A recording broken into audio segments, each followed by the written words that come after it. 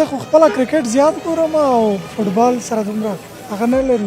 فوتبال خوبتر است. فوتبال خوبه. حتی کرکٹ دارم و بوکس را علاقه دارم. فوتبال هم میبینم. کرکت خوش دارم. هر دوش خوش دارم. فوتبال هم میبینیم اکثر. امیراز چه پرسان نه فوتبالش خوشم نه دیگه از فری فایت کردم اگرده. ما زیاتر که علاقه دارم علاقمند کرکت هستم. زه خپل ځاني رجان د کرکټ سره ډیر علاقه لرم. نو ارزه خوشم ما سهل نمیکنه. فوتبال علاقه ندارم، خود کرکٹ و والیبال چی دارم. کرکټ نړیوال لوبه ګورو د ویرات کوهلی مینوال ما. والا ما فوتبال بسیار زیاد شوقیش هستیم، در کرکت علاقه نداریم.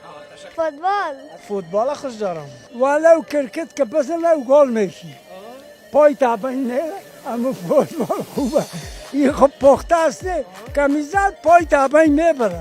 هیچ کدامش غیر خواه. ورزش فوتبال است، فری فایت، بوکس. چرا نمیبینیم فوتبال؟ خودم فوتبالیست هستم، میبینم کرکت هم میبینم فوتبال هم. ورزش فوتبال. تکماندو را. کرکٹ. چینل ملی زیاد می ملی سپورت. ملی سپورت. کل تراویح تیر میشه دیگه، وقت ندارم برای تراویح. این ملی. هر تلویزیونی که از سپورت هنرنمایی کنم از اون تلویزیون بسیار خوش میشه. والا د سپورت ملی تلویزیون دیگه شبکه‌های دیگه ما چون سعی کنیم ملی که باشه دیگه شبکه‌ها ضرور نیست که باید ما سعی کنیم. چینل ملی اول میبینیم که ملی خود ما.